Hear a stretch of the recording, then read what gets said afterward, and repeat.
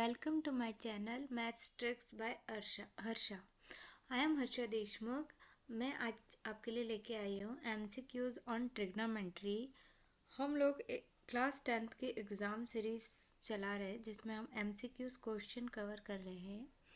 तो आज का मेरा पहला क्वेश्चन है, O is a point on side PQ of a triangle PQR such that PO is equals to OQO is equals to RO. So in that case, O is a point like we are taking like this R P Q. So PQR is a triangle and O is the point on the side of PQ.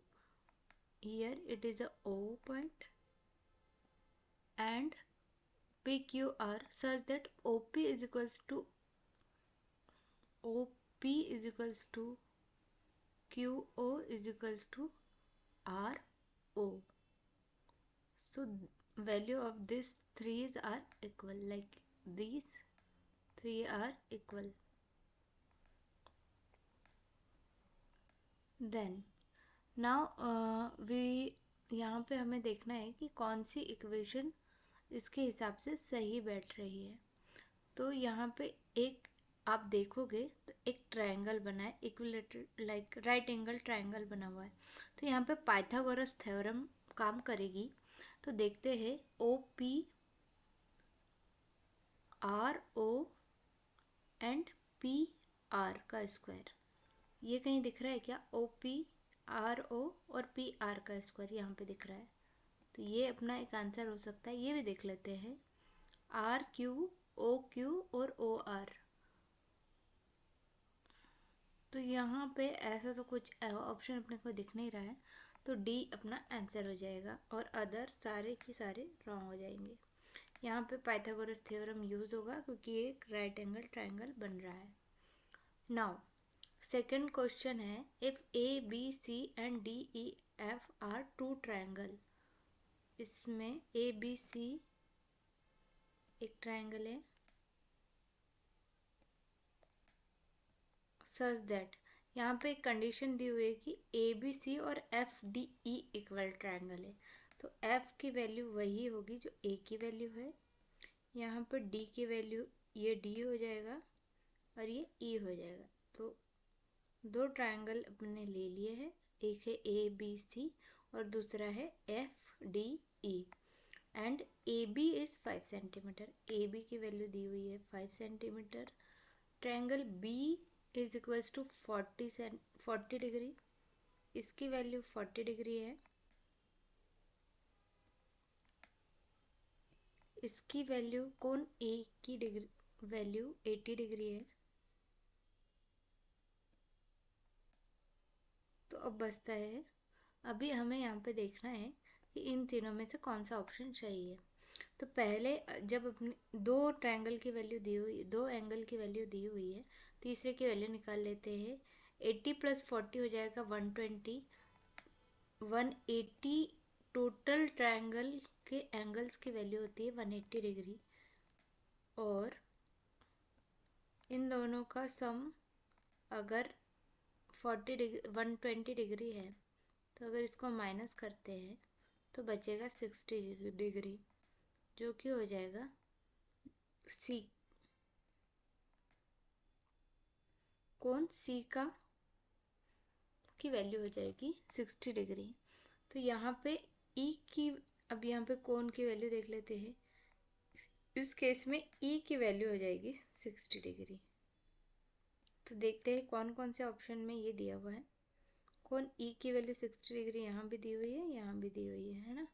F की value 80 degree होगी क्योंकि ये दोनों equilateral triangle है, like equilateral triangle है, तो ये गलत हो जाएगा। D की वैल्यू भी यहाँ पे D की वैल्यू 40 डिग्री है, ये भी सही है। ठीक है, अभी बात करते हैं B की वैल्यू 5 सेंटीमीटर दी हुई है, तो यहाँ पे DF की वैल्यू 5 सेंटीमीटर होगी। अब देख लेते हैं DF की वैल्यू यहाँ पे 5 सेंटीमीटर है, बट यहाँ पे 60 डिग्री रॉन्ग है, तो ये आंसर गलत हो जाएगा। और यहाँ पे DF की वैल्यू 5 सेंटीमीटर है, तो दिस इज द आंसर। अभी थर्ड क्वेश्चन पे आते हैं। Any vertex not having 3 edges connected to it, मतलब 3 एजेस कनेक्ट नहीं कर रही है, तो ये क्या होगा? Dash is missing. तो इसमें पूछा है कि अगर ये 3 वर्टेक्स है, ये कनेक्ट नहीं कर पा रही है, तो इसका क्या रीज़न है? 3 वैल्यूज़ है, जैसे यहाँ पे ए बी सी, 3 वैल्यूज़ है, पर ये कनेक्ट नहीं हो रही है। इसका क्या रीज़न होगा कि इसमें क्या मिसिंग है? इसमें एक लाइन मिसिंग है, क्योंकि यहाँ पे ये लाइन नहीं है, इसलिए ये कनेक्ट नहीं कर रही है। लाइन के थ्रू एजेस कनेक्ट करता है, तो ये अपना आंसर हो जाएगा। Hidden lines not possible.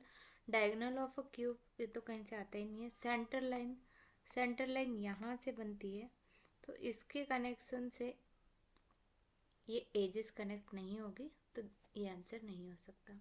Fourth question पे आते हैं हम। Triangle A B C and equilateral a of side a, it's area will be. Now एक ट्राइंगल है ए बी सी, साइड की वैल्यू है ए, ये इक्विलेटरल ट्राइंगल है, तो इसके एरिया का फॉर्मूला क्या होगा? एरिया का फॉर्मूला होता है √3/4 ए स्क्वायर। ये होता है इक्विलेटरल ट्राइंगल का फॉर्मूला। तो यहाँ पे देख लेते हैं फॉर्मूला कहीं लिखा हुआ है क्या? हाँ, ये लिखा हुआ है, तो ये अपना आंसर हो जाएगा। ये फॉर्मूला आप याद रखिएगा, को काम आएगा। नेक्स्ट क्वेश्चन है। In a square of side 20 centimetre is its diagonal. एक स्क्वायर है, इसका साइड अपने को दिया हुआ है 20 सेंटीमीटर है। अभी इसका डायगोनल निकालना है, तो डायगोनल की वैल्यू होती है a√2, और ए की वैल्यू दी हुई है 20 सेंटीमीटर, तो 20√2 इसका आंसर हो जाएगा। सिक्स्थ क्वेश्चन है। In a rectangle length 8 centimetre, breadth 6 centimetre, then its diagonal. एक रेक्टेंगल है,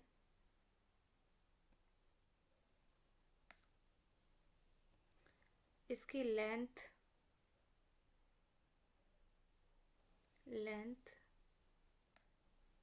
है 8 सेंटीमीटर एंड ब्रेड्थ है 6 सेंटीमीटर। हमें ये डायगोनल फाइंड आउट करना है।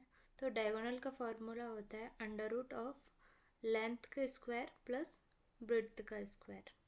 सो लेंथ दी हुई है 8 सेंटीमीटर, तो वैल्यू रखेंगे 8 स्क्वायर इज 64